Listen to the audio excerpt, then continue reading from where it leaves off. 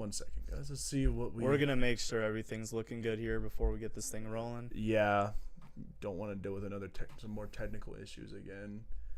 Let's make sure.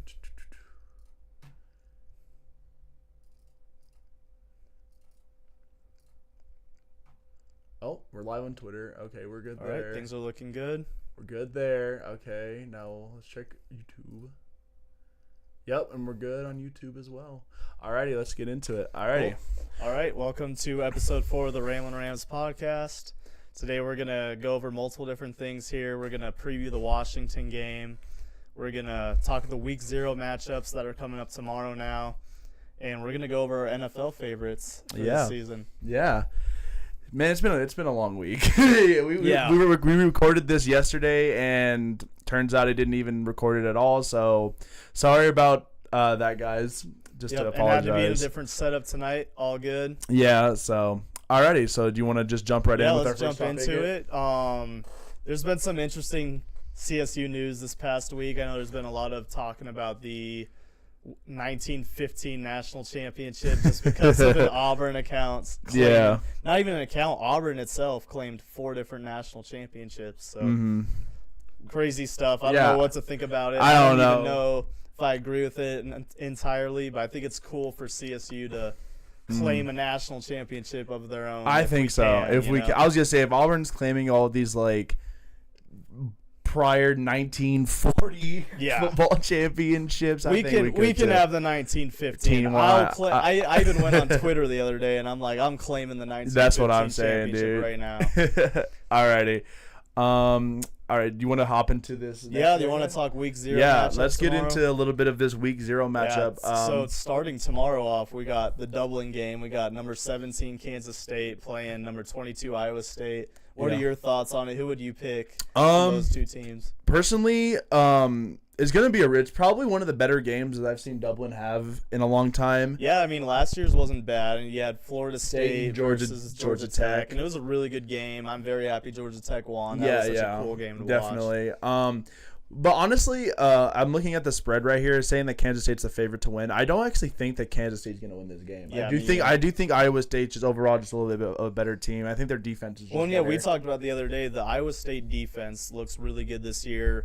I know Kansas State's bringing back Avery Johnson, but I really like Iowa State to win this game, to be honest. Yeah, I agree. I think that Iowa State is going to win this game, and I think they're probably going to win by at least 7. Yeah, definitely take the Iowa State spread, if anything. I was going to say KSU is kind of – their offense, I don't really know how I feel about their offense yet, I'm going to be honest, because they lost I don't know if do they still have their quarterback from last year? I forgot. They do? Okay. Yeah, Avery Johnson. Oh. He looks good, yeah. Yeah, does he? He's a really good quarterback. Yeah.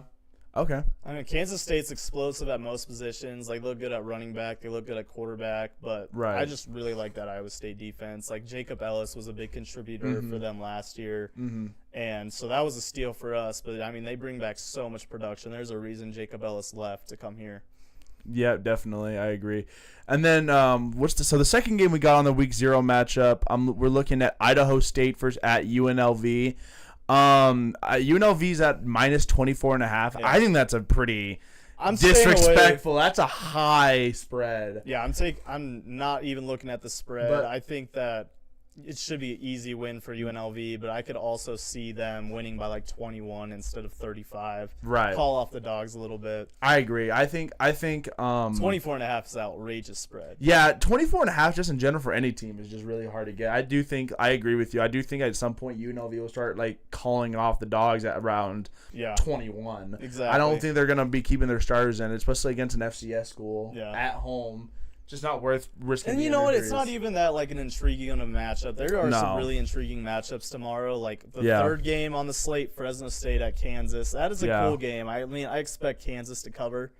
I do too. Was it? They're minus 13 right now. Kansas is. So. Yeah, minus 13 at the moment. The Fresno State Kansas game looks pretty good. I'll be honest. On paper, it's a cool matchup. I think on paper it is a really cool matchup. I think the only thing I'm a little iffy about is Kansas defense. KU's defense, I'm not 100% sure if they're gonna be as good anymore. Jalen Daniels at quarterback. Yeah, I mean their offense is still very solid. Yep. I mean losing Devin Neal still kind of hurts a little bit. They don't have that running back power that they did with Devin Neal running for like 200. Yeah, they're gonna need to have running a halfback for 200. Sorry, I'm getting a phone call. Whoops. Devin Neal getting a rushing for 200 yards every freaking he was insane. Game. I'm surprised he slipped out of the draft. I was fully expecting Devin I know, Neal to be I was too, dude. Somebody. I was like, and you were there when we were watching the draft. I was adamant on Devin Neal getting drafted because Devin Neal was so good at KU, and it was really weird. He was a guy one of the Broncos to potentially get. That's what I was saying. I personally thought that RJ Harvey wasn't the better. I thought Devin Neal was better than RJ Harvey in my opinion. Yeah, in hindsight, I did too. Yeah. But so the next game we got up on our list is Sam Houston State at Western Kentucky, and then we were talking about this yesterday. You're saying that Sam Houston State actually might be a sleeper here. I think Sam Houston's a sleeper. I mean, Western Kentucky being 10-point favorites makes sense because they're the home team. Right. But I'd really like Sam Houston's roster, and I think they're honestly the third best team in Conference USA. They have a good defense, and CSU actually plays them next year, and they're like kind of a sneaky team that can definitely steal a game or two. But yeah, for how bad the Conference USA really is, I feel like Sam Houston is a top team in that conference. I agree. Yeah, I don't know much about Western Kentucky, but because I do like Sam Houston, I wouldn't mind even throwing like $5 down on them because like that money line's insane. Like what?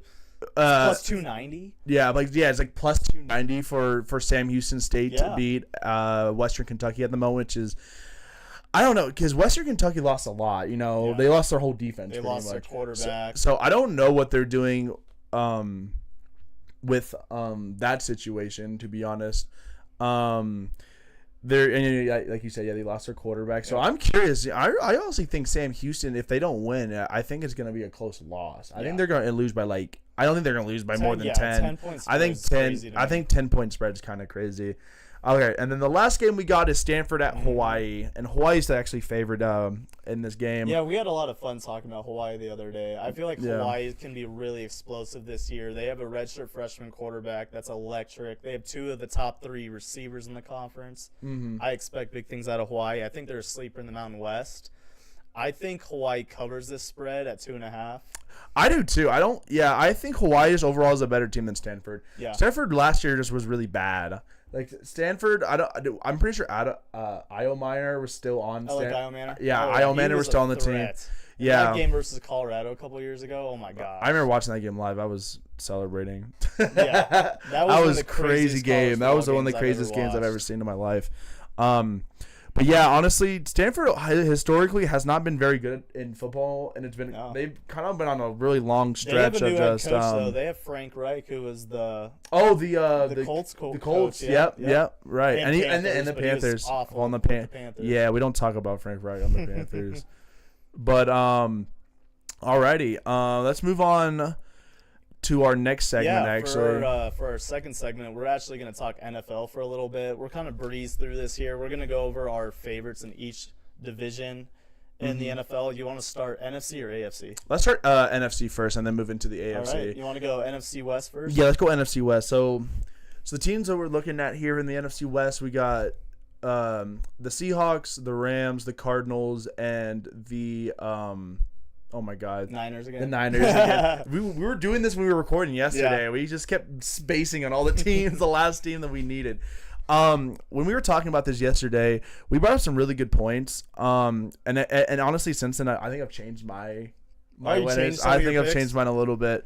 I do think that the Rams are going to win the division. And originally, I did say the Niners, as long as the Niners stayed healthy. Copying my pick. Yeah, I'm sorry, bro. I'm sorry, man. It could be so many different teams, though. Like, that division, every single team in that division are so similar. Right. And I feel like any team in that division can win it.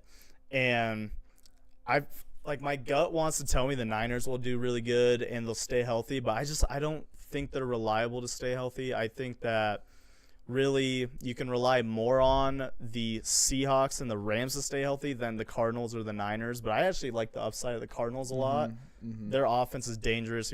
They got our boy Trey. They got Marvin Harrison. They got Kyler Murray if he can stay healthy and not be a dumbass, like.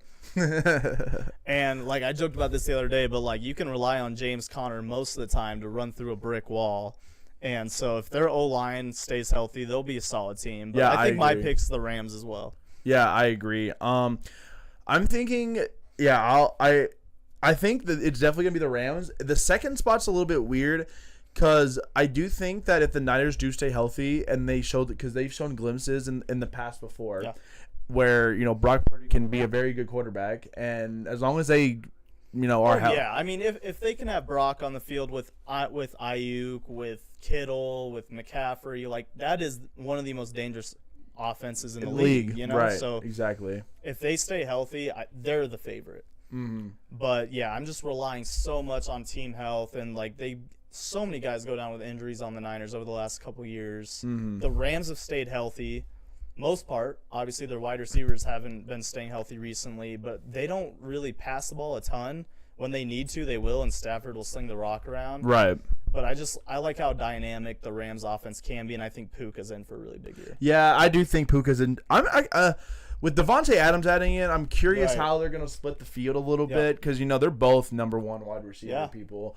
And so I'm curious how the shares are going to be. I think they split catches for most part. Yeah, I was going to say, because Puka's a really good he's a really good slot receiver. They're very different receivers. Yeah, Puka, if you had to pick who had better hands, would you say Devontae Adams or Puka Nacua? Oh, my God. Yeah, you could rely on Puka to catch everything. I was going to say, Puka's playing without gloves, bro, and he is, like, palming. Puka's scary, absolute, dude. He is Puka's a scary athlete, and you could rely on him to catch every single pass, whether it's contested or not. Right. So, yeah, let's move on here. We can go NFC North here. Got, obviously, Vikings, Bears, Packers, and then Lions. I think the obvious pick for preseason expectations is the Lions. Right. I think more of the argument for this division is who's going to be in second place and who's going to get that wild card spot come playoff time. Right. What do you think? Yesterday when we were recording, I said that the Lions were going to win the NFC North. I have not changed my pick. I do think that I have not changed my pick from that. So I do think the Lions are still going to win. But I do think I stand by this. I do think the Bears this year are going to be a little bit of a scary team. I do think the Bears are going to pick it up a little bit. Yeah, and I know a lot of you a couple of you Bears fans that are in our group chat's going to love that pick. Yeah, I'll knock on wood because you guys haven't had the greatest history in the world. You know what? All three of the teams, Packers, Vikings, Bears, we talked about this the other day. Yeah. I feel like it's a 2A, 2B, 2C situation, similar to the NFC West, where really all those three teams, any one of them could make the playoffs. I think I'm going to rely on the Vikings a little bit, only because of Justin Jefferson, and I'm in a wait-and-see mode with the Bears. Like, Ben Johnson is an outstanding play caller. I agree. He's making Caleb Williams look better, and I really like the receiving core. Like, Rome Odunze is a dog. Oh, Rome! I drafted Rome in my fantasy league, and I think Rome is honestly gonna be. Year. I think he is gonna be the number one wide receiver come the end of the season. Yep. I do like DJ Moore. Yeah, I do think DJ Moore is gonna get. DJ Moore is very good, great receiver. But I think Rome is gonna take that leap, and I think Rome is gonna be a hell of a receiver this year. What do you think the Bears will need to do in the season to surpass teams like the Packers and Vikings? I think it comes down to just defense mostly. I think they have. Actually, no, their defense was pretty good last year. It wasn't bad. They lost a couple key pieces, but overall, it looks pretty solid. Yeah, it's the same team for the most part. I was probably thinking their biggest issue actually last year was probably their line. Their offensive line was very poor, and they picked up some great offensive linemen in the offseason. Like Joe Tooney, like an old Chiefs guard who is an All-Pro and probably will be a Hall of Famer in incoming a couple years. Yep. Very good player. Very good player. And that is a hell of a pickup for the Bears. The Bears really needed offensive linemen. But as long as Caleb Williams overall is not even a bad. If he's not scrambling for his life, you'll see success. People give Caleb Williams so much crap, but it's so unjustified because people don't realize that this dude was one of the most sacked quarterbacks in the league last year. So a lot of it we can't really give the fault to Caleb Williams when you don't have an offensive line blocking for you. Right. You know what I mean? So I think as long as the offensive line stays pretty solid, I think the Bears. I think that's the biggest thing, and also maybe the chemistry a little bit with the new coaching with Ben Johnson. But it seems like, from what I'm looking in the preseason, the Bears have been balling out, and the Bears look really good in preseason. They look solid. And, it's easy to scapegoat Caleb Williams if things go south, but I think at the end of the day, it really is an O-line problem. I don't think that all the blame lies upon Caleb Williams, but yeah, if the O-line blocks good, it won't even be a problem. Mm-hmm. So I agree. We can move on here. NFC East. What are we thinking? I think this is just. I think this one's just like an easy one too for me. The 1 and 2 are pretty simple. I think the Eagles are going to win the NFC East, and then I think the Commanders are going to be second. Right. Yeah, that's me too. I mean, we can't. I don't think we should deep dive into the division. I think that the Giants and the Cowboys are in a whole entire separate tier than those teams. Mm-hmm. I think we could see the Commanders regress a little bit, but I think that the Eagles are the clear favorite. I still see Washington as a playoff team as long as there's no really injuries in that receiver core, because I think that the wide receiver core for the Commanders keeps them together and keeps them winning. Right. I think that they're a 10 or 11 win football team if that receiver core stays healthy. I agree. I do think they win a 10. Shout out Michael Gallup. Michael Gallup going to get some catches this year for the Yeah. I heard Commanders. A crazy take. I was watching ESPN one time, and they were talking about how the how Terry McLaurin's having this big contract dispute right now. They were talking about how that this was a crazy take to me. They said that if the Commanders don't get back Terry McLaurin, then they were saying how people were saying that the Commanders should win the Super Bowl. They're saying they're not even going to make the playoffs without Terry McLaurin, which I just think that's baffling. That doesn't make any sense to me. I think they're probably still a playoff team. I was going to say, they're definitely still a playoff team. Terry is the guy, Terry's getting majority of their touches on offense. Yeah. He's just their utility guy, and he's going to get their and 8-9 targets a game. Well, saying that now, today they just traded Brian Robinson. Yep. They traded him to the Niners for they're going to pass scraps. the ball a lot. They're going to throw the ball a ton. Their rookie running back looks pretty good, but they're going to pass the ball a lot. Who's a rookie running back? It's so hard to say his name. I'm not even going to try to. Yeah. But he looks solid though. Okay, gotcha. Yeah, and then on ESPN, some guy goes, Michael Gallup, those guys aren't threats. And I'm like, bro, Michael Gallup's a freak. When he's healthy, is a threat. It's easy for people to forget about him because he hasn't played in a couple years. Yeah. But yeah, when he was healthy on the Cowboys and when he was motivated to play well, he played well. Yeah, that's what I'm saying. He got multiple catches. So I think it's just insane that people are saying that Michael Gallup is just not that I think it's just because he hasn't been in the league. Yeah, well, he's just been injured too. Yeah. It's just the injuries have been kicking his ass. Yeah, and him retiring for a full year. It's hard to have expectations for a guy that's been sitting out for an entire season. Right, I get that. So I think for many players that try and do that, I think it's a wait and see kind of thing. Yeah. But us CSU Rams, obviously we're gonna have high expectations for our guy. So. Oh yeah, of course. All right, last NFC one. We're gonna go NFC South. Probably the worst division in football this year. Yeah, honestly. Bucks, Saints, Panthers, Falcons. Yep. I think this one's also really easy too. I think it's just gonna be the Bucks. Yeah, and I think the Bucks are the favorites. They're gonna win that division. I think that the Falcons have a chance to be better this year. I think the Panthers have a chance to be better this year, but they're not playoff teams. Let's be realistic. Better for the Falcons will look like 9-8, 10-7. Better for the Panthers is literally 6-7 wins. Yeah. So, and I think the Panthers have the talent on their team. Mm-hmm. Tetro and McMillan looks good. Yeah. And Tetro McMillan in Bryce preseason Young looks very good. So Bryce Young they could be better. Bryce Young looks really good. That first game against the Browns, he had some really good decision making. He had a great touchdown pass where he was rolling out to his right. Yeah. And he was literally calling shots. He was telling the receivers to move certain ways, and the receiver did it. Always an absolute really dot. Bryce Young did that at Alabama, and it's beautiful to watch what he can do when he's confident. That's right. I think Bryce Young's gonna have a really good year this year. Yeah, this me too.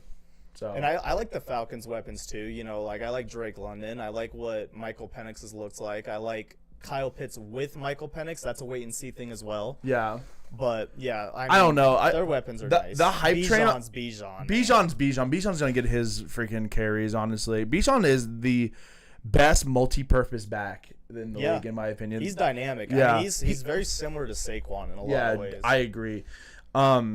I don't know how I feel about the Kyle Pitts hype train. Still, it's just tough to believe.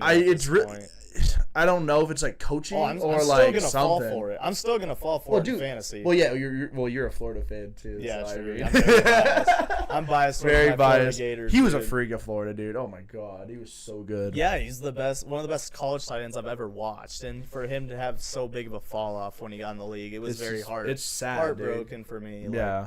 But yeah, AFC time. All right, let's get to shine now. Let's do the AFC West last. AFC West.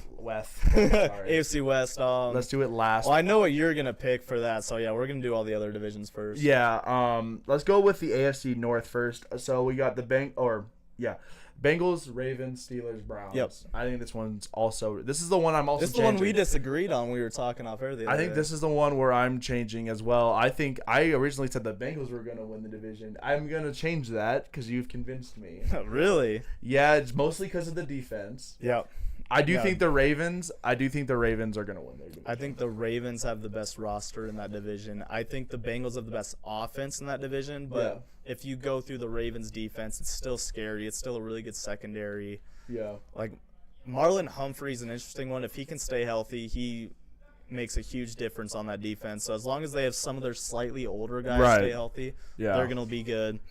I think Ravens are one of my picks to really play well in the playoffs too, you know, like they could go through the AFC if they play their cards right and get a good seeding, but you know, I agree. So that's my pick. I think the Bengals will finish second. Yeah.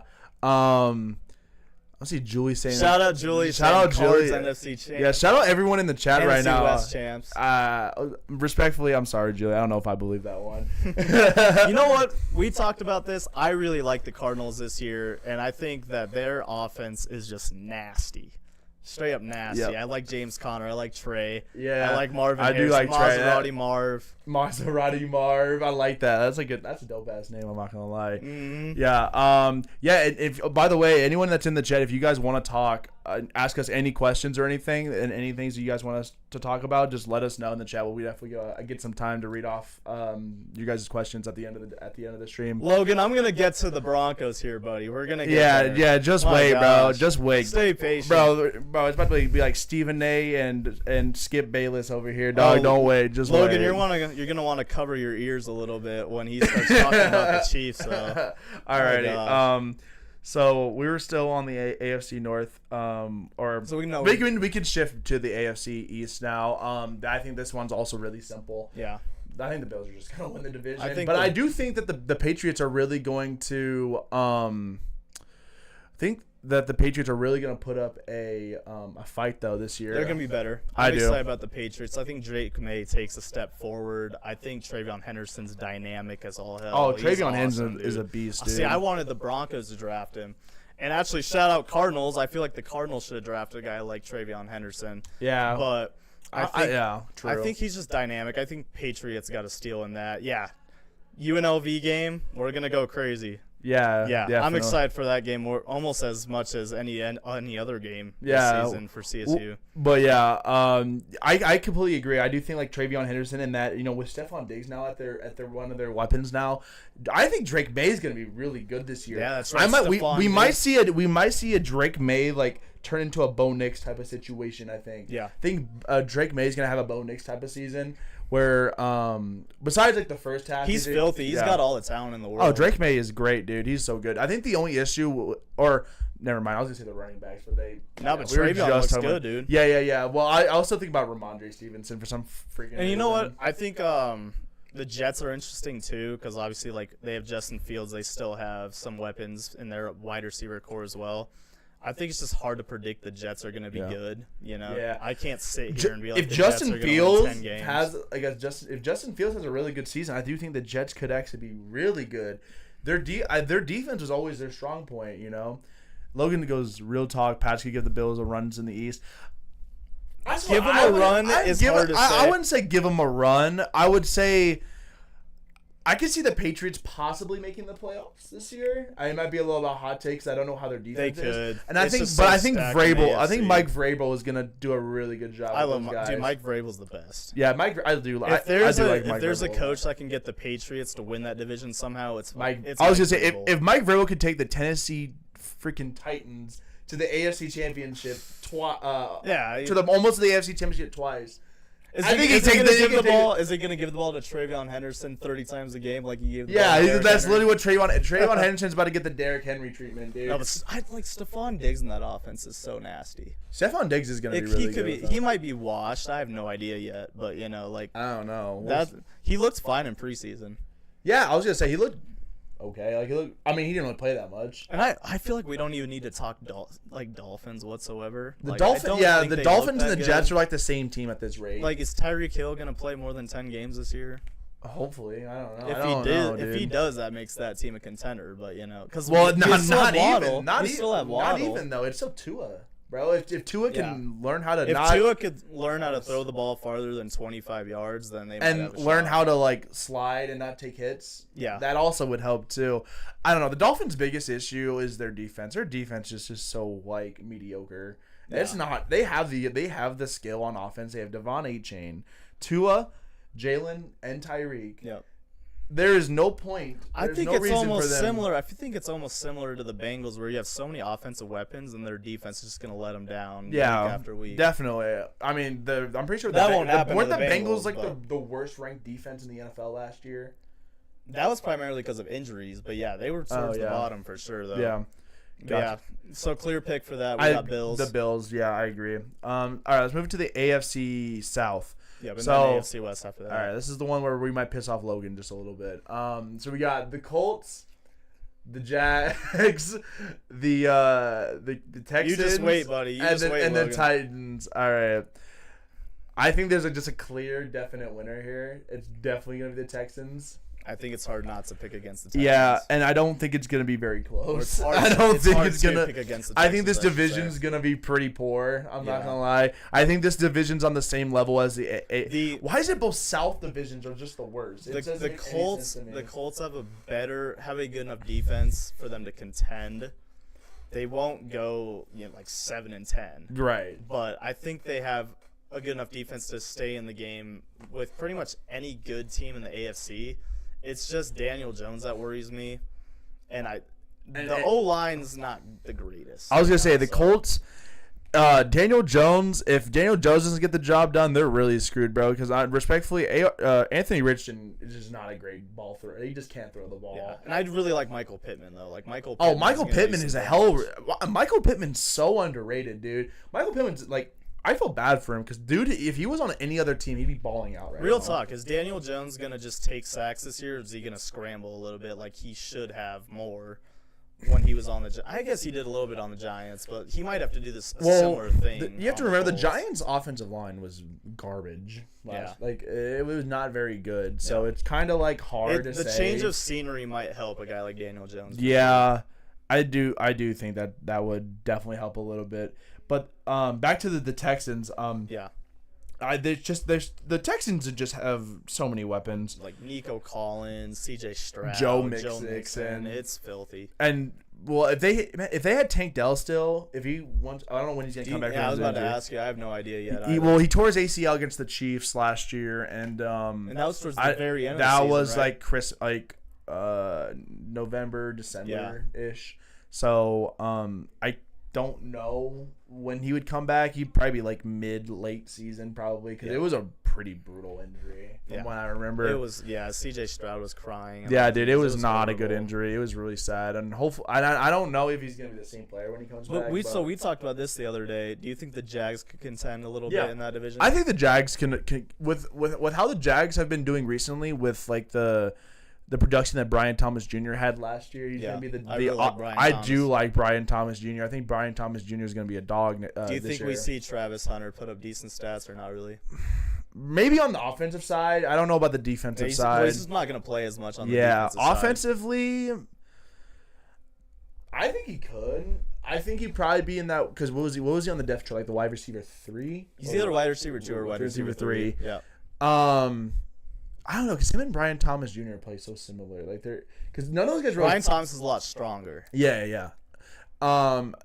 He's and also Travis doesn't really play in the slot. Travis not really a slot guy. No, he's an outside receiver. Yeah, I was gonna say. I think Travis I think it comes down to Trevor Lawrence as well. But I do think if Trevor Lawrence plays very well and his line can hold up for him, I think Trevor Lawrence has the skills to be a playoff quarterback. And I think the Jags, realistically, if they have realistically with their offense, their team is pretty good. Like it looks good on paper. The AFC is so stacked that it's hard to predict a team like the Jaguars to make the playoffs. I think it's similar to the Colts. They're not they're not close to the Colts in my opinion. I would put the Colts in a tier above the Jaguars, but I feel like the ceiling for the Jaguars is like the 8th or 9th ranked team in the AFC. Yeah. So I don't know. I think I can see the Jag winning like 10 games. Really? Yeah, I can see them winning 10 games. I'm gonna predict more 8-9 or 9. 8-9. Yeah, I'll give them 10 on on a ceiling. Whew. Floor, I'd probably say like. They have some real athleticism on their defense, actually. It's athleticism. It's not like their defensive coordinators. The stuff he runs kind of pisses me off. Like they run way too much like Tampa 2 and cover 3. They don't. Who's their running back actually? It could still be Travis Etienne, but I think Tank Bigsby. Yeah, I don't know what's going on with that. I don't know what happened to Etienne, bro. Etienne was soup. Yeah, like he's an explosive running back when he's healthy, but he just Tank Bigsby didn't look terrible last year. No, he did not really. Alrighty, let's move on to the big one. Here we go. All right. You want to start us off? Let's start off with the bottom and then move our way up. Yeah, we can go bottom. Yeah. Raiders. Yeah, I agree. I do think I think the Raiders are actually still they'll be better. The Raiders are going to win probably like 8 games. 8 or 7 games. 6. Take it or leave it. I'll take 7, bro. 6, take it or leave it. Nah. They win 7. It all depends. Crazy for the Raiders. It all depends on their offense. I guess Pete Carroll's the coach. Like they should win. If Ashton Genty has a really good season, I would not be surprised. Ashton Genty can't have a good season if the O line doesn't block for him. So. He found a way, bro. He found ways. He found ways. You can count on Ashton Genty to find ways to get a 4-yard run. That's what I'm saying, dude. Bro, we'll get stuff. It'll be a cloud of It'll be like a negative 4-yard run in the backfield, and he'll somehow pull his way through and get like a 5-yard gain. That's the typical Ashton Genty run. But like, how are they going to win 7 games if they have the worst secondary in the league? I mean, I personally think that their offense is just really good. I think Geno's a pretty. Could you imagine what Ladd McConkey's gonna do versus that secondary dude? Yeah, yeah. I forgot who their head coach. Oh, Pete Carroll. Yeah. I think Pete Carroll. Yeah, my bad. I was still thinking of their last. Coach. Yeah, he was bad. Yeah, he was. But yeah, I mean, okay, maybe I'll give you the 7 games. Yeah, 7. I'll give you the 7. I said 6, take or leave it. But if we're gonna go 7. Oh, you said 6? Yeah, I'll give you the 6 games. All right. I think we could both agree Chargers. Chargers would be 3rd, and they're not that far off. I think the Chargers and the Broncos. I think the Chargers and the Broncos are gonna be really close. I still expect the Chargers to be the 7th best team in the AFC. I still think the Chargers will make the playoffs.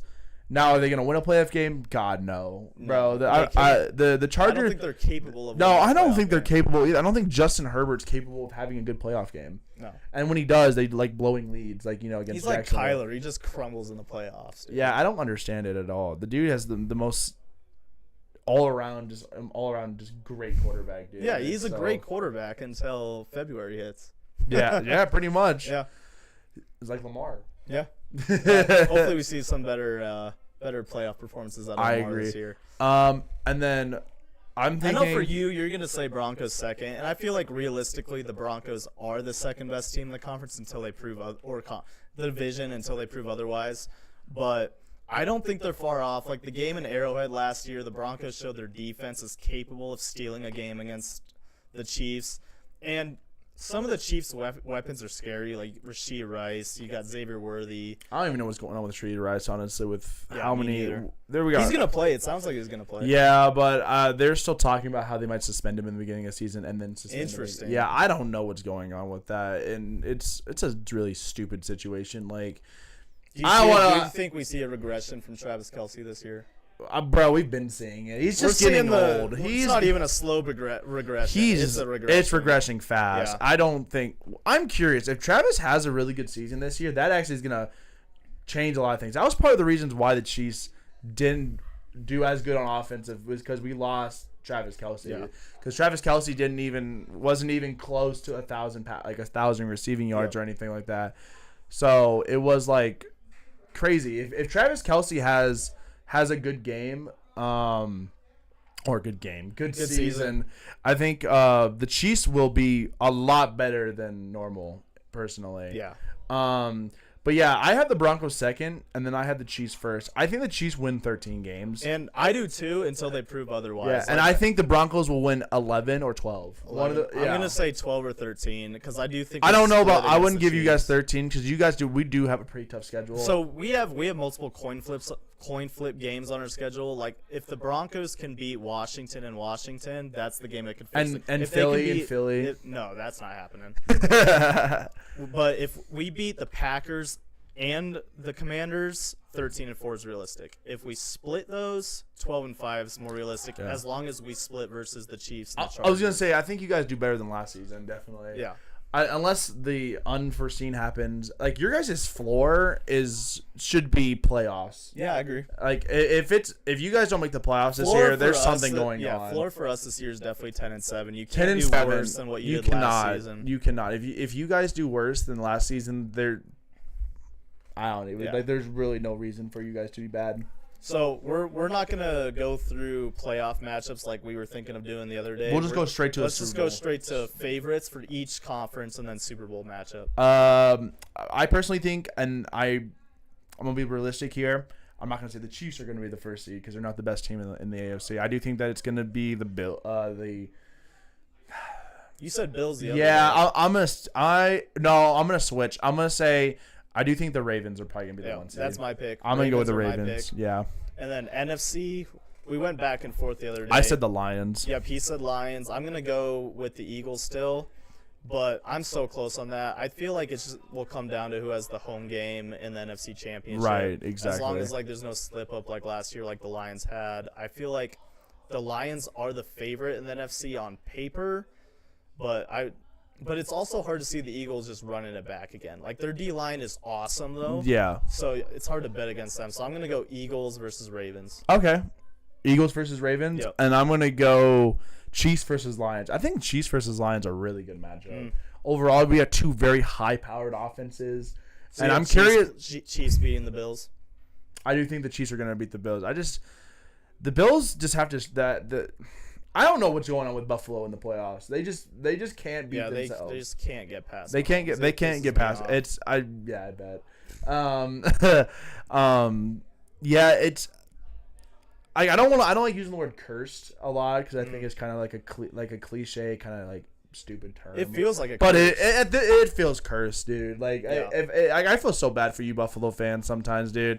Because you had the whole run in the 90s and the 80s where you had 4 straight Super Bowls and didn't win one, and now we're in the same spot pretty much. Forced multiple AFC championships and just can't get into the Super Bowl. It's kind of weird. So who's your winner? I have to go with the Chiefs, dog. Chiefs. Yeah. I'm gonna go Ravens. I can see the Eagles getting back to the Super Bowl, but I just if the Ravens get that far, then it's Lamar's year. You know what I mean?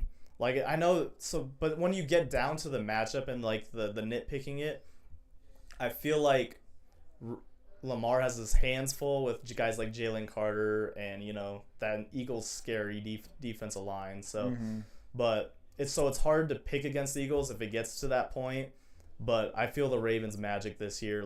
I want it to be Broncos magic, but I feel like it's the Ravens season. I think the finally. Broncos, if they show this year that they're going to be really good, then I think the Broncos have a good chance next year to definitely do I feel something. like 2026 could be the year for the Broncos for Definitely, sure. I can see that. All right. Let's move into our Yeah, third here we go. segment. Yeah, Alrighty. so this is what we're really excited about with this episode. We're gonna do a preview of the CSU Washington game. Really just based off of what we've seen in training camp, I think the guys are the most motivated they've ever been. I feel like going into this Washington matchup, I have higher expectations today than what I had 2 weeks ago. And part of that is just how good our wide receivers and tight ends have looked. Yeah, dude.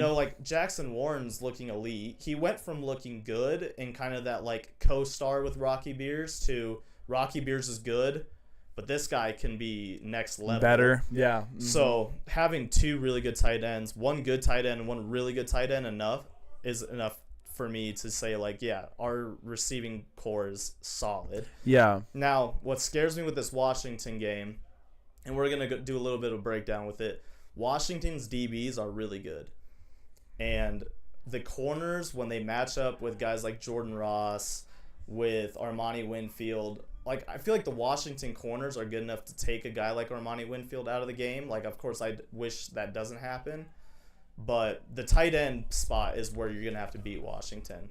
And a guy like Jackson Warren and Rocky Beers is what will really help. Right, I agree. Yeah, and I'm just curious how Braden shows out too, because that Texas game, to be fair, I'll give him the benefit. That's a whole different beast. Yeah, that was their defense was ridiculous. So I'll give him that. As long as Braden can make the throws and make good decisions, I think that we have the talent offensively to compete with Washington. Talent-wise, we looked solid, like at most positions. So, like, the DB room for Washington scares me. Their receivers look very solid. I'm interested to see how our DBs match up with their wide receivers. Washington has arguably the second best running back in the entire Big Ten.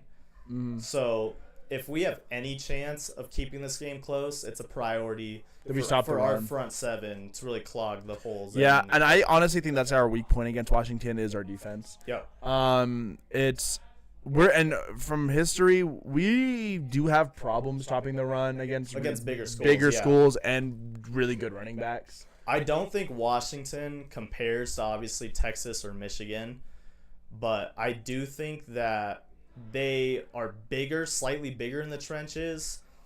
But our O-line is so big that I actually think that's a positive matchup for us. So, like, our O-line, even our center's 350 pounds, for God's sake. So I feel like Washington's interior D-line, we could take advantage of that. So, like, a guy like Jalen Dupree and Justin Marshall could have a really big game in this game. So we need to make sure that that's a part of the game plan. Hopefully hit some big runs early and then hit them with play-action passes, some deeper schemes. I actually do expect Washington to run man coverage because of how good their corners are on paper. You might be able to beat them with some of the mesh concepts that we saw a couple years ago. Yeah. With Justice Ross Simmons, Torrey Horton, and Lewis Brown. Right. Because Jordan Ross has speed. Armani Winfield is a mesh merchant. He's a slant merchant. So, like, we can expect big things from him. And then, like, obviously the sleeper in our offense is Tommy Maher. Yeah. So the wide receivers have a chance to at least do some solid things in this game. I'm not expecting big, massive, like, long touchdown plays just because it's a very fast DB room. They're very athletic. Like, there's a former 5-star corner and there's a former All Big Ten corner on that team, or All Big 12, I should say. He's at Arizona. Yeah, their defense. So what would you say is like their weak point of their team? Their D-line. Their D-line's pretty. It's inexperienced. They're talented, but they're all freshmen and sophomores. So I'm interested to see how our O-line can run block versus them. And actually, I think pass protection could be better than what we've seen in most years in a Week 1 game. So I think that if BFN has enough time to throw, this game could be a really good game and surprise some people. Yeah, I agree. Like what you have on our notes right here, it says that they have an inexperienced O-line. You want to go a little bit deeper on their O-line and why they seem so O-line similar to D-line. Like O-line, they lost 4 or 5 starters. They're big physical guys that are former really good recruits. So expect talent and athleticism, but inexperience hurts. If it's your first game starting in D1 FBS football, I don't expect them to be ready by week 1. To handle things aren't going to look super crisp. Problem is you have so good of a running back in the backfield, Jonah Coleman. He's a beast. I mean, he's preseason second team All Big Ten. So I think that if you have a guy like that, it's almost similar to, like, even if Washington's O-line has a bad game, it's similar to what we'll see with Gency for the Raiders this year, to where it's like, okay, you play really good on the D-line, and then he still gets 4 to 6 yards on a carry, and you're like, oh, give me a break. So, right, exactly. Yeah, so let's go through some players to watch here. I put a few names down. I think Damon Williams is scary. Their quarterback, yeah. Damon Williams is one of the most athletic quarterbacks in college football. I think if you're going to, like, put your marker on one guy that can kill CSU single-handedly, it's him. I think that combining his throwing ability with his running ability, like this guy's a 4.4 speed guy. He's a running quarterback. And in their bowl game last year, he had 380 passing yards, and I believe it was like 80 rushing yards. Mm-hmm. So, I mean, he's a guy that's super dynamic. The fact that he can kill you with with his legs, it scares me. Because what we saw last year in the CSU-Oregon State game, we saw Oregon State's quarterback light us up on the ground. Oh, yeah. I know it's a completely different defense. It's the Freddie Banks defense. But honestly, running quarterbacks kill any defense. So, yeah, he's my number one guy to watch out for. Jonah Coleman, their running back. They actually have a redshirt freshman running back that we recruited at CSU. His name's Jordan Washington. Speed demon, like 4.29 speed kind of guy. Oh, God. So, yeah, definitely can't let him get going. And then the wide receiver room is interesting for Washington. I mean, they're returning all three starters. My bad, 2 of 3 starters. Omari Evans will actually be their wide receiver 1. He was not on their team last year. He's a Penn State transfer, very athletic guy, former highly rated 4-star recruit, ESPN 300 guy. Their opposite starting wide receiver on the other end is Denzel Boston. He was pretty much Washington's top target last year. He's a scary athlete. He's 6'5", 200 pounds, can go up and get the ball. Oh my God, he's a really big. He's receiver. a red zone threat. He's a really big receiver. When Washington gets into the red zone, that's the guy you have to watch out for. And then Kevin Green Jr. is their slot receiver. He's quick. He's agile. He's got good hands. He's what you want in a slot receiver. So yeah, the wide receiver room for them is really good. Right. Like I said, I'm interested to see how our DBs match up with them, because we got Jahari Rogers. We got Dylan Phelps at nickel corner, and then we got Lamondre Joe and CJ Blocker splitting time at that other cornerback spot, most likely. I don't know for sure yet. Mm-hmm. That's what I expect our secondary to look like week 1. Mm-hmm. But, yeah, like I like our corner room on paper, but I'm very interested to see how they do versus wide receivers. Right, that's what I'm saying. So what are you thinking with their offense so far? The fact that they have a dual threat quarterback that's very athletic is a little scary to me. Right. A good example that I'm thinking of is I remember in 2021, there was a game that CSU played non-conference against Washington State. And lo and behold, Cam Ward. Their quarterback was Cam Ward. And Cam Ward is an athletic freak. Damon Williams is very similar, actually. Yeah, that's what I was getting at. I think that Damon Williams is very similar to Cam Ward. Yes. So Damon Williams is a sophomore right now. What will Damon Williams be in 2 years? He won't be at Washington. Damon Williams in 2 years could be playing SEC ball. Yeah. So it's a very similar situation to what we looked at with Cam Ward with Wazoo. I agree with you on that. Mm-hmm. I think actually Cam Ward's a good running quarterback. Damon Williams is a great running quarterback, but he doesn't have quite the arm talent that a guy like Cam Ward has. Yeah. So you definitely got to step up on the linebackers. You just got to be the linebackers had to make sure that he doesn't start taking off. We're lucky that the linebacker room is our strongest room. I was gonna say we have an insane linebacker like room. Jacob Ellis, Owen Long, Jaquez Evans, Kenyon Agers. I mean, it's insane. Imagine if we still had freaking Boom Jock. Oh my God! And if we had Boom Jock on this team and Gabe Kurtzky on the end, bro. Oh my God! We could probably line up in 4-3 and actually just play pass coverage with Owen Long and Boom Jock and feel pretty comfortable. Like that's how good that linebacker room would be. That's insane. Yeah. Another guy. Yeah, Jonah Coleman, he's scary, dude. Yeah. He's gonna be a hell of a running back. He might be honestly in the talks for. I don't know what's their trophy called for best running back. Doak Walker. Yeah, Doak Walker. He is. He's on the Doak Walker preseason watch list. I was gonna say he's definitely gonna be. He's gonna be a problem. Who else we got here? Their wide receiver. I don't really know too much about their wide receiving core. So Omari Evans. So this will help some CSU fans here. Omari Evans transferring from Penn State to Washington is similar to when Preston Williams transferred from Tennessee to CSU. Like former borderline 5-star guy, like athletic freak. He's about 6'4", 6'3", 220 pounds. You know, like so they have 2 outside receivers that are tall and athletic. Yeah. I'm interested to see the skill gap. Because there's a slight athleticism gap just based off physicality. but the skill gap is what I'm looking for because athleticism can get you so far. I feel like Denzel Austin is he's the more established wide receiver. He's done it, he's put up the yards and catches. He's their guy that we need to put our number one guy on just in case. But Omari Evans being on our number 2 corner is a little bit scary. So Lamondre Joe and CJ Blocker have to have massive games. Yeah, I agree. I think. Do you think their wide receiver core is kind of like their D line, their O line? It's just kind of like you don't know, like chemistry wise, you don't know how they're gonna similar. But I think the wide receiver room's better only because you do return 2 of 3 starters. So to have Kevin Green Jr. coming back as their starting slot receiver, that helps them. Yeah. What else? We can go defense. There's a few notable defensive guys to watch. Like these are preseason All Big Ten guys, and then a couple transfers. They do have a linebacker that was a freak at Washington State. It's a hard name to say. I'm going to try and say it. Tariq Al-Ukda.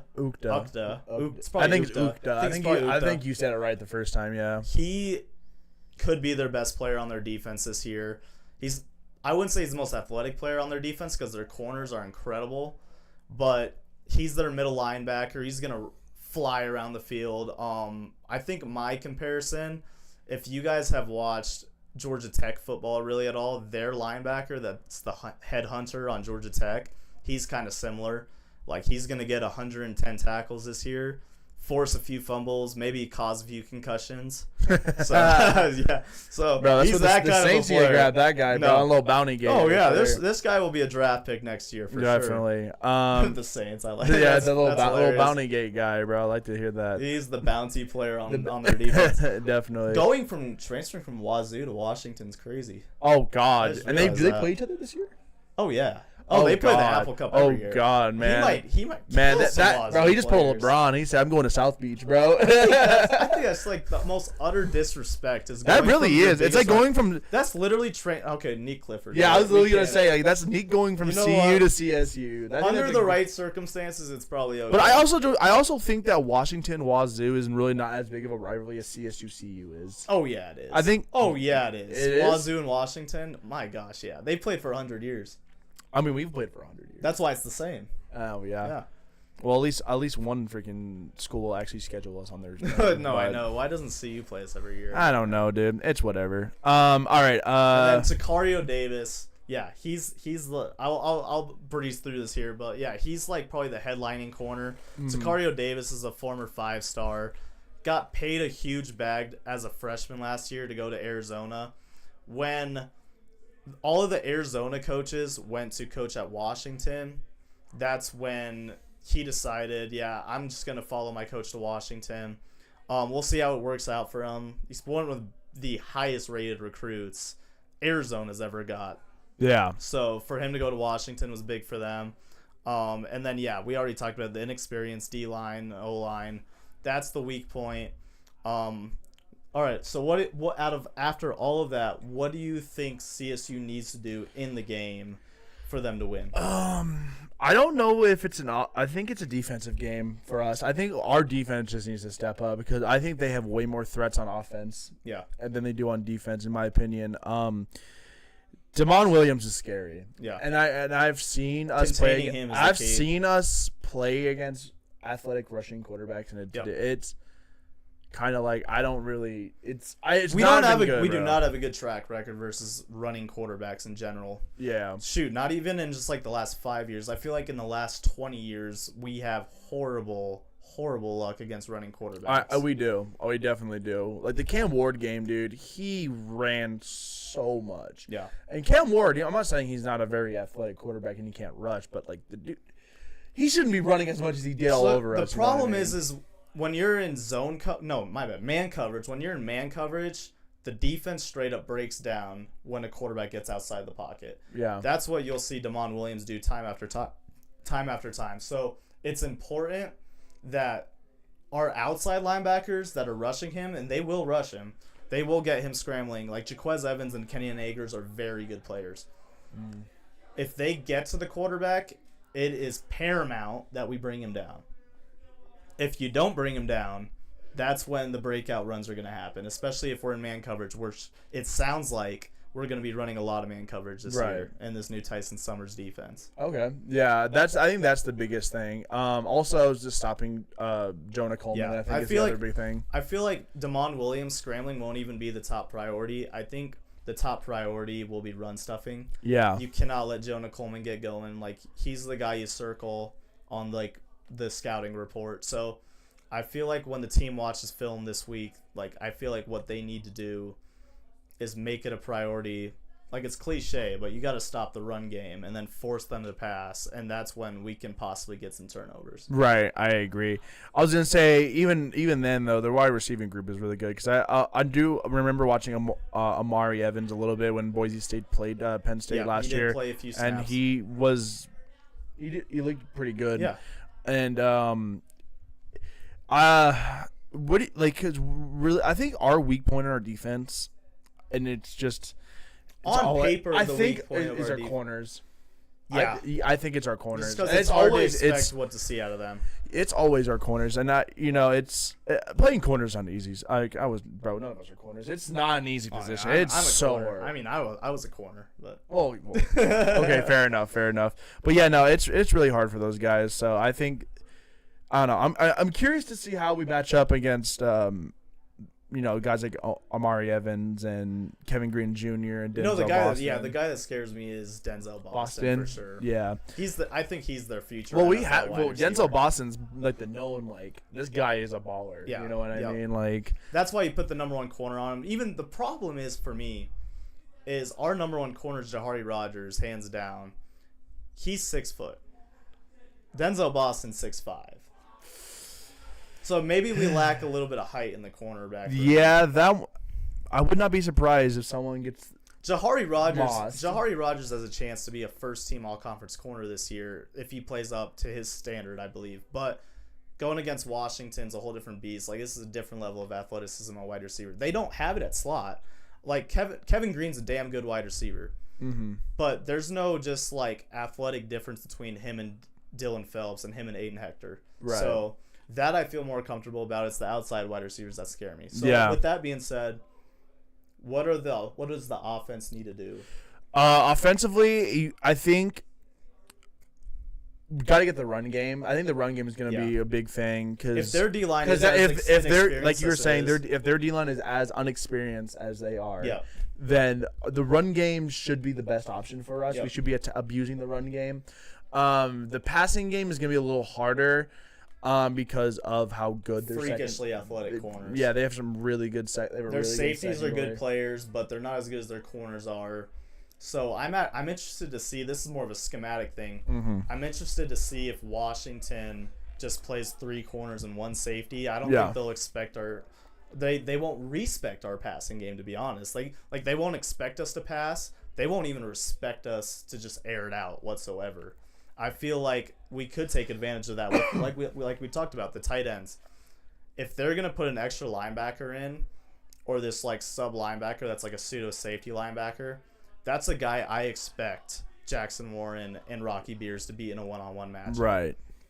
So that's where we could be. I think running the ball in the tight ends. Like you were saying, I think the tight ends are a big part of it. I think Jackson Warren's a freak, dude. Like from what I've been seeing, bro, like I don't know how a linebacker is gonna cover Jackson Warren, bro. So yeah, you're looking at a 6'1", 240-pound linebacker. Jackson Warren's 6'8", 240. That's two times the speed of the linebackers. We have a guy who's literally the size of an NBA power forward. Now, what they won't do is when they're in man coverage, they're not going to put a linebacker on Jackson Warren because you really can't. So they're going to try and put that safety shadowing over him. Yeah. Jackson Warren might get double covered more than any other player on the offense in that game. I agree, yeah. But what that does is that leaves a straight-up one-on-one route that Jordan Ross has a chance of winning against a guy like Tacario Davis. Mm-hmm. And that's already risking it in itself. Mm-hmm. But with how good Jordan Ross has played in training camp, why not? Give him a shot. Give him a couple go balls. Honestly, I think we just need to come out aggressive too. Yeah, I think there's no reason not to this year. Guys, we were conservative. We were the spread's 20 points. No one's expecting us to win this game at all, bro. We're plus 800 on the money line. All right, take out all the outside noise. All of the spread stuff is just smoke and mirrors. Yeah, I agree. as a team, what your mentality needs to be is to be aggressive, play calling every game this year. If you believe in the guys that you have going onto the field, you need to air that bitch out. Air that thing out. And you need to do some creative stuff we haven't done previous years. I'm talking halfback swing passes to guys like Lloyd Avant, Justin Marshall. If you're going to line up in pistol and just run halfback stretch every other play, which we did against CU last year, it's not going to work. It's not going to work. It's halfback slam and halfback stretch every other play. Like, we need to do like what we did against CU 2 years ago. Just run plays that throws the defense off. 100%. Like, having Torrey Horton. I'm not saying you can trick plays a bunch, but like having a play like a Torrey Horton to Dallin Holker into the that's back a different conversation we can have. I can't say them, but there could be a trick play or two. Yeah, there could be a trick play or two. So stay tuned for that, guys. Yeah, we'll see. I'm curious. On that note, finally before we get out of here, what's the score prediction? I don't. As much as I want to say CSU's going to win, I don't think we're going to win. Yeah, it's hard. I think we cover 20. I don't think we're going to get blown out. If we do get blown out, like Washington's not a bad team by any per se, but they're not strong. They're not like the teams that we normally. But they're not a Texas. No. It's not going to be anywhere near close to how the Texas game was last year. I think this final score realistically is going to be. I'll probably say 30-17 Washington. Okay. I think that's a fair score for us. That is a really good score. I don't think we get beat by more than 20. I think that's kind of ridiculous. No. I think that spread is more of a reflection of how we ended last season. Yeah. The Fresno and the Miami of Ohio game. I agree. Well, what do you think? Okay. I'm going to say it's going to be slightly lower scoring than what people think it'll be. I think we lose 24-17. Oh, you think it's going to be a close but like game. You said, like it's not because of our offense. I do have higher expectations for our defense than most this year. I think also this is the nastiest like both when you combine athleticism with playing nasty, like that's like kind of similar to what we saw with the Sonny Lubick defense way back, to where if they just fly around to the football, like we might I think we could see a couple turnovers that help us stay in the game. What this game reminds me of actually is it reminds me of our road game against Minnesota in 2016. I know this was before you started watching a lot of CSU football, but we had a road game in 2016 with Colin Hill at quarterback, so it's different quarterback dynamic, but it has that feel to it. Like Minnesota has better athletes. We lost by 7 to Minnesota that year, so I feel like if we play motivated, if we get a couple turnovers on defense, then we can keep the game close. And I don't think it will be in the 30s. Washington's defense is too good to let us just score 31 points. Yeah, I did. That's why I gave us like 17. Yeah, 17 seems to be the right number until Jay like proves that his play calling. It's not even our offensive personnel. I think if Jay can get past the conservative play calling, we could see us score more than 17 points in this game. But I'm not predicting us to score over 20 against this Washington secondary. I don't either. Alrighty.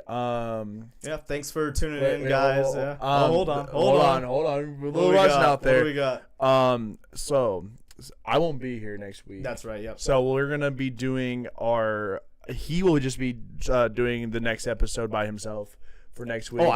That's why we did the preview episode today. We were just gonna. We're just gonna skip next week. Okay, then never mind. Yeah. So there won't be an episode next week. And we'll try to get we'll get an episode 5 out probably right before the UNC game. We'll have a lot to talk about. Yeah. When do you get back from your trip? When do I get back? Yeah. The 1st. Okay. Or the second. Okay. The 2nd of September. So we'll have a lot to talk about definitely once we get the ball rolling when we get back. So. Yep, and that'll be Ag Day weekend. Yeah, I'm man. so excited. I'm excited, dude. I'm so glad. I'm so glad football is back. Our tailgating is gonna be insane. Yeah, I'm gonna get so drunk, dude. I'm gonna be down in old Aggies. Yes, sir. Alrighty, guys. Well, we'll see you guys here in a couple weeks. Thank you guys for tuning in. Appreciate it.